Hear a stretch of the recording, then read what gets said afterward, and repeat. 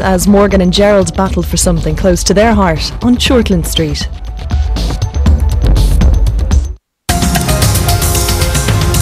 Is it true that Maya has confessed to killing Ethan? Yes. You have a hell of a nerve showing your face in here. We were just leaving. You and your family are going to pay for this and keep on paying.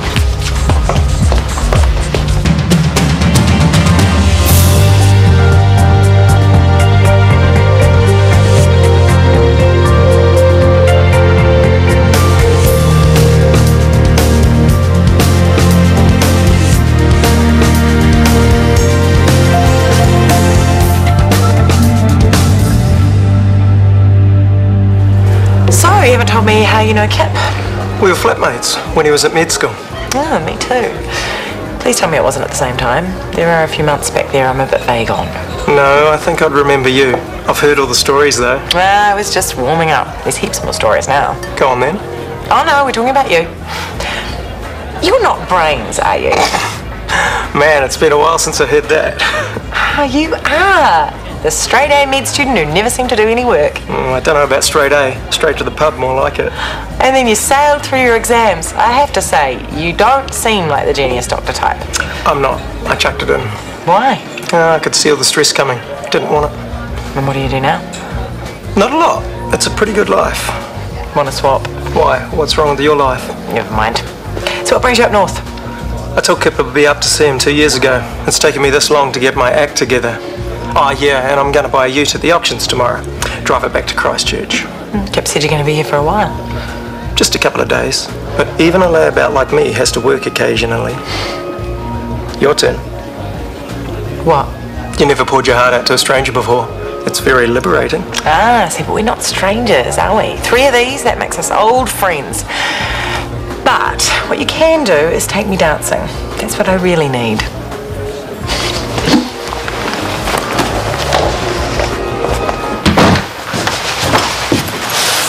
You still up? I've been in bed. Couldn't sleep. Is your wound still a bit sore? But yeah, I'm trying not to think about it. And you ask me how the babies are doing? Cindy called and said they're safely back at Central. You should have seen William. He's doing so well. The girls are doing so well Gerald, too. Please. I'm already trying to fight every instinct I've got. So don't fight. Go and see them. No. And I don't think you should either. They should just lie up there in the hospital all by themselves. I've asked Cindy and Trent to come over first thing. What for? To have a meeting. And that's that. A done deal. There's still a few days before we can sign the papers. That's a few more days to think then. A few days to go to the hospital and look in those little eyes and fall in love with them. It would be so easy, but it's not going to happen. I know. Do you really? Because this is hard enough already, and I could use some support.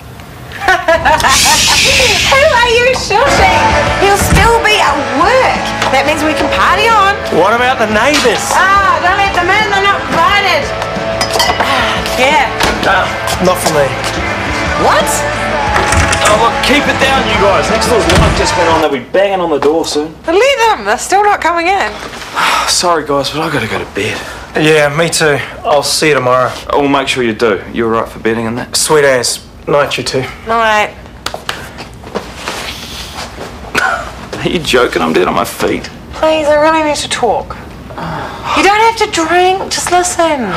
Okay. Oh, so what's up? Yvonne, she's been like a mum to me. Yeah, she's been pretty good to you. She was amazing when Callie died. She really went the extra mile. And now here I am throwing it back in her face because of something her daughter did. And I keep thinking, how must she have felt when she found out about Maya?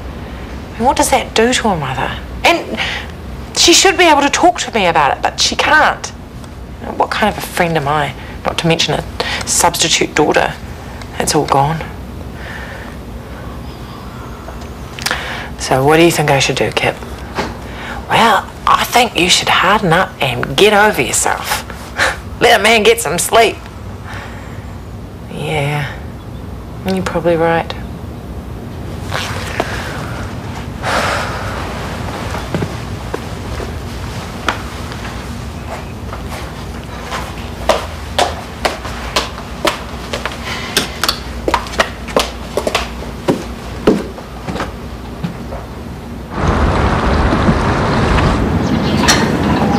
Tanya Jeffries has never had any respect for me, but I must say I expected more from a senior surgeon. Chris has blatantly disregarded protocol and Thank you, Gabrielle. I think I've grasped the situation and I will deal with the matter. When? It's top of my agenda. Now, if you'll excuse me. Brooke, wait. I don't know if you noticed, but I was in the bar last night when you... When I told Maya Jeffries what I thought of her. So where was my round of applause? I think we all understood where you were coming from. So, how's your morning been? Fine. Good. Was there something else? Actually, yes. What are you doing? Everything I said yesterday. Forget I said it. I thought you were telling me to back off. I was. It was a mistake. I don't understand. I'm attracted to you, Brooke. I was from the moment you stepped in the door. I never thought it would get to this stage, but things have changed in my life since then, and yours. Now, we can go on pretending, or we can admit what's happening between us and start enjoying it. Hi. Hi. Shall we review the situation over lunch? Say midday, Ivy?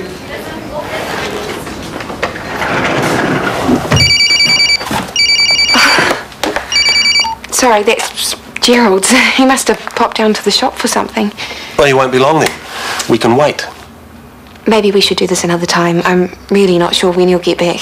Morgan, my nerves are shot already. If you have something to say to us, say it now, please. Okay. The babies are yours. What? I've decided you're the rightful parents. I want you to adopt. All three of them? All three. Thank you, thank you, thank you. Oh. What time is it? 8:30. We can still make the auction if you get your A into G. You can tell me about the last 2 years while you're kicking tires. There's bound to be a Chevrolet with your name on it. Yeah, I'm more of a Cadillac man myself. Oh, hell. What? Oh, I got this big presentation this morning, the hospital accreditation committee. Oh, it's 9 a.m. Run! I'll never make it. Well, you need some breakfast. Here, have mine.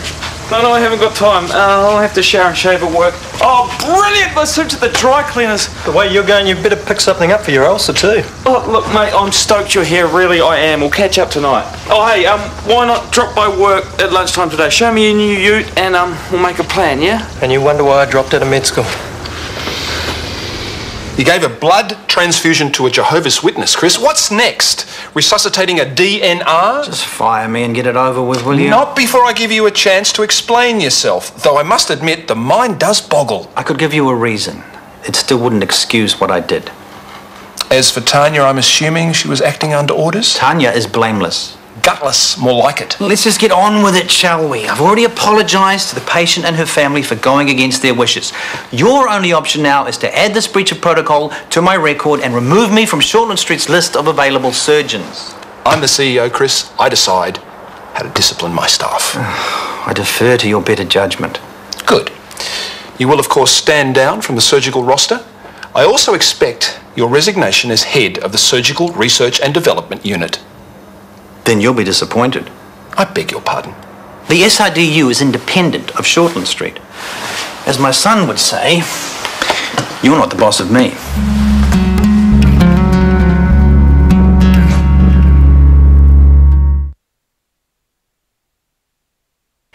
As soon as it's legal, 2 or 3 days, I'll put the babies up for adoption and recommend you both as parents.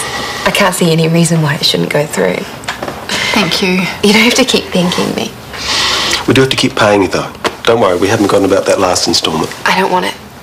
You have to. Seriously. I didn't go into this to make money and you're going to need it more than I do. That doesn't matter. I mean, we had a deal. I'm not taking it. Please don't try and make me. There is something else you could do for us. We'd like you and Gerald to be godparents.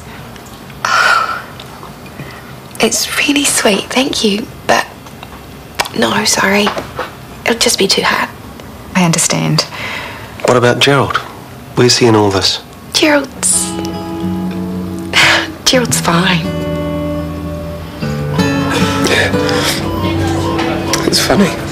I've already talked myself into thinking that you look like me, and that's just silly, because we're not even related. But that doesn't stop me from caring about you. And I don't just mean that blubby thing that I do whenever anyone hands me a baby. It's more than that. Because for a moment there, you were mine. Mine and Morgan's. And I'm not going to forget that. Just because someone's not around anymore doesn't mean that you have to stop loving them. So you grow up good and strong and healthy. You hear me? And you look after the girls, okay?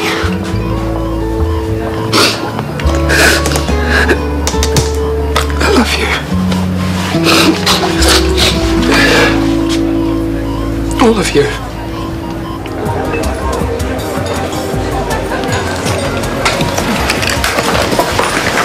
Sorry, am I a bit late? Oh, no, I was early. I've been looking forward to this. Good. I was a bit worried.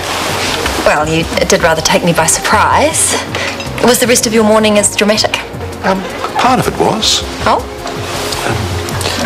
Strictest confidence, of course. Of course. Patient was given a blood transfusion, a Jehovah's Witness. Oh, no. Yes, patient had an ID card stating they didn't want a blood transfusion, but your old mate Chris Warner, well, he thought he knew better, decided to give her one anyway. That is appalling. Yes, most unlike him, I must admit. Did he give you a reason?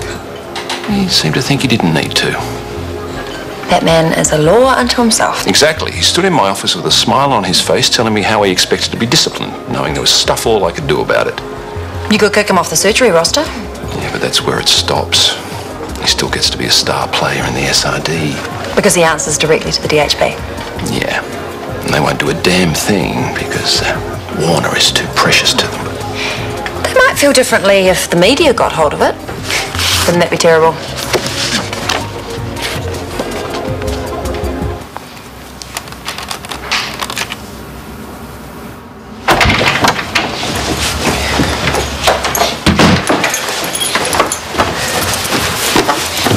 You missed Cindy and Trent. Oh no, sorry. Where were you? I just went down the road to get more laundry powder. And then I kept walking. I wanted to see William and the girls one last time. How were they? Fine. Catherine squeezed my finger. Elizabeth couldn't quite manage that today. But... it's okay. It's okay.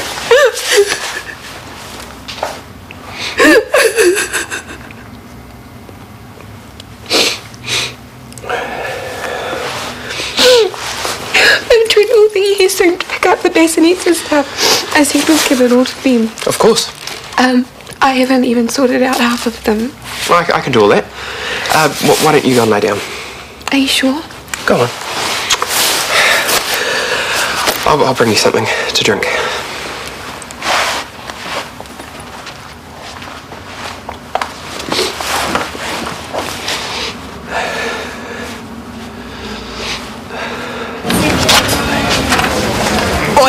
Denton, you said 5 minutes. Sorry, but you know what? Shut up and come and check out Fisher's Flash New Ride. Okay, 2 taps and I'm with you. You missed out on the gruntiest little Cadillac. I so deserved that little 60s number. He wouldn't let me bid. It was the owner she really fancied. He would have had his price too. Okay, done. Fish knows this great place for a picnic. No one else will be there, and there's food for Africa. Okay, sounds great, guys, but I've only got a 30-minute break. Your HOD, delegate. Mate, we're snowed under. You did 14 hours yesterday. That was an emergency. Then you're out the door first thing this morning. It's the nature of the job. Man, you could have told me it was a bad time to visit. Look, I've got half an hour off for a break. Do you want to waste it arguing or what? Okay, boys, here's the deal. We'll join Kip in the cafe he eats at every single day, and the price he has to pay for sacrificing the gorgeous scenery and the ocean breeze is that he has to admit that he's a party pooper. Oh, knock it off, will you? No! You've turned into what you've always hated in other people. You're officially a party pooper. Go on, say it. Say it. I don't expect you to agree with what I did. No surgeon with a clear understanding of hospital protocol would. But I want you to know that it has nothing to do with you as a person, or my regard for you as a surgeon was an emotional decision. Clearly. More importantly, it was the wrong decision. Elaine thinks so. I think so. I hope Callum Mackay thinks so. Yeah, don't you worry. Callum is right behind you. This is my problem. How do I reconcile Chris Warner, the doctor, the man I know and regard as my professional equal, with a man who would knowingly go against a patient's wishes while she's unconscious and unable to stop him? You make it sound like I took advantage. Well, didn't you? You're tying yourself up in knots over something that you will probably never understand. Excuse me? Well, you don't make emotional decisions. Well, I understand this much. An emotional decision is usually a selfish one. And I never thought you were a selfish man, Chris. But suddenly you're not the man I thought you were. Yes? Referral letters for you to sign. Thank you. I've had a couple of calls from journalists asking about an operation you did in a Jehovah's Witness patient. Would you like to talk to them? Well, right now, I'm really not sure what I'd say. I am not the one who doesn't understand. I've had 3 more calls from journalists asking the same question. Did you tell them I'll be releasing a statement? Yes. Did you tell them when? No. Good, because I'm struggling here. Can I help? No offence, but if I couldn't explain myself to Gabrielle, I doubt you'd be able to do it for me in a press release. Is that what I walked in on before? Sorry? You and Gabrielle. Things were a tiny bit tense. I saved the baby's life. She hates me for it. What? If you know anything about Jehovah's Witnesses, you'll know that they don't believe in blood transfusions. That's their right, of course. But the baby needed one. The mother did. The baby wasn't born yet. We could have lost them both. Well, so you did what you have to do. Well, Gabrielle thinks I was selfish. That woman, honestly. Well, maybe she was right. I don't like feeling powerless. I guess I just wasn't in the mood to watch another young woman die for no good reason. That doesn't sound selfish to me. You can talk about it, you know. Tony. I know. Two-way street, remember? Tell me whatever's on your mind. Thank you.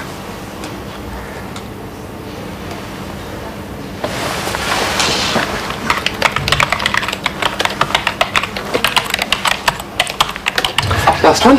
Thanks.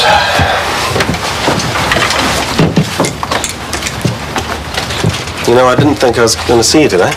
Think I'd be in hiding. It's not just Morgan going through all this, it's me too. That's good to hear.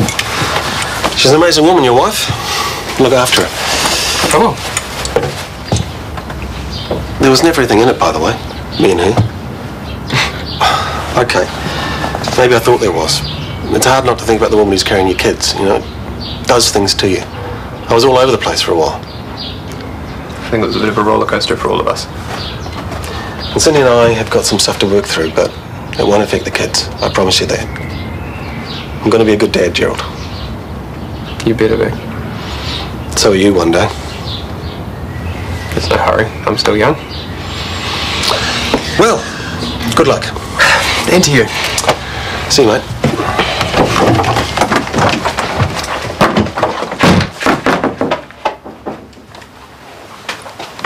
Has Trent gone already? Hurry, you'll still catch him. It doesn't matter. How are you? Fine, fine, but that nursery is still a real mess, and I am not going to rest till I've cleaned it.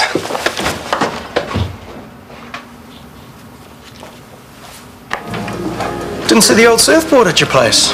Yeah, I managed to smash it up a pee-hole on a dawn patrol. Kip, eh? Still a poser. Fish, I was ripping it up when you were still scared of boogie boards. And now? I still surf, just as soon as I get a board. You got someone to wax it for you? Hey?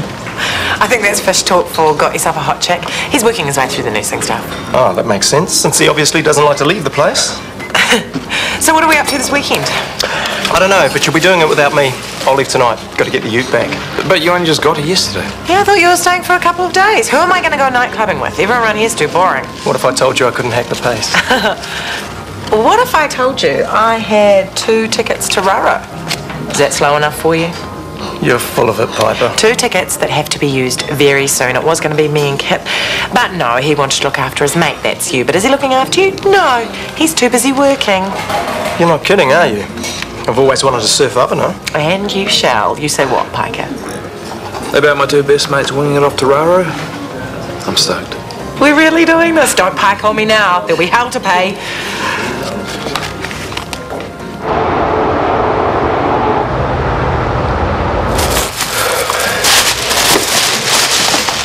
10 minutes, you said. That was an hour ago. Sorry. There can't be anything left to clean. The nursery looks spotless. Don't think we can call it the nursery anymore. I suppose it's back to being the spare room. We should probably rent it out again. Yeah, no one's going to want it with that stain on the floor. It's been there forever. It's tiny. Well, I notice it every time I go in there. What are you looking for? If I can't fix it, I swear, I'm going to take that carpet up. New paint job wouldn't go on this either. It's not ours to paint. You'd have to ask the landlord. Well, you know what they'd say. If you want it painted, you pay for it yourself. So don't go spending money we haven't got. No, Cindy and Trent are paying up soon, so we can use some of that. I told them to keep it. Oh! Do you mind? No, not at all. Best thing you could have done, really. Come and lie down with me. It's cold in there without you. Soon. I really want to get this done, otherwise I'll dream about it tonight. You're a very strange boy, you know that, don't you?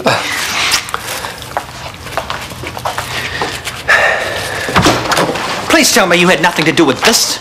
To do that, Chris, I'd need to know what you were talking about. Someone at the Northerner with a sadistic streak thought I might be interested in a sneak preview of tomorrow's headlines. The same journalist, incidentally, who couldn't wait to rake the muck last year when my brother's book came out. Sounds like someone's got it in for you. What are they saying? Well, reading between the lines, I'm a renegade surgeon with a contempt for religion who really shouldn't be allowed anywhere near a major training program. Even though I agree with some of that, it doesn't mean I'm feeding it to the media. Well, someone is. Someone in the Elaine Woods family, perhaps? Not with the spin that this guy is putting on it. This whole thing is angled at the SRDU. The Woods family wouldn't even know what that stood for. A journalist who can join the dots. Yeah, it could happen. Or a CEO with a grudge. Is that what you think of me, Chris? I'm disappointed. I wouldn't put it past you. Chris, if I had said something about you to a journalist, it'd be in big black quotation marks next to Callum Mackay, as you well know. Now, I am not in the habit of skulking around off the record trying to bring down members of my own staff. I have, however, been talking to the DHB. I thought I should warn them that their golden boy is showing serious signs of megalomania. So here's a heads up, Chris. Expect a phone call tomorrow. Chris, hi. Oh, we should go. I booked the table for 7:30. PCC meeting. I thought we could do it over dinner. Of course. Well, I'll go and pack up my things. What's this? Well, you know about this Jehovah's Witness business. Somebody told the press and now I'm for the job. Silly me, I had no idea somebody had it in for me that much.